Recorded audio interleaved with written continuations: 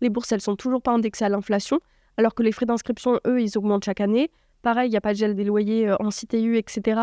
Il y a eu un certain nombre d'augmentations les dernières années, etc. Ça, c'est absolument scandaleux. Donc, tout coûte plus cher. En 7 ans sous Macron, on avait chiffré l'année dernière qu'on avait perdu plus de 2 600 € de pouvoir d'achat, nous, les étudiants et étudiantes. Et les seules mesures qui nous sont annoncées pour faire de nous la priorité, c'est on ne touche pas aux bourses et peut-être le repas en euros. Quel scandale. On est d'accord.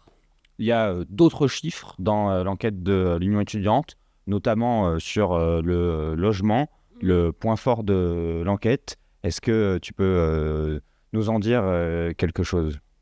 Oui, bien sûr. Du coup, le logement, c'est un vrai problème aujourd'hui. Déjà, c'est le premier poste de dépense des étudiants et étudiantes. Il faut savoir que à la rentrée universitaire dernière, donc en septembre 2025, il y avait 30% d'étudiants et étudiantes qui n'avaient pas encore trouvé de logement. C'est énorme. C'est des étudiants et étudiantes qui doivent dormir dans leur voiture, qui doivent squatter sur le canapé de leurs amis. C'est des étudiants et étudiantes qui ne peuvent pas se concentrer sur leurs études.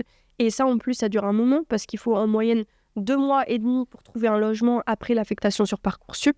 Donc évidemment, c'est des conditions qui sont absolument inacceptables et qui ne permettent pas du tout la réussite de toutes et tous.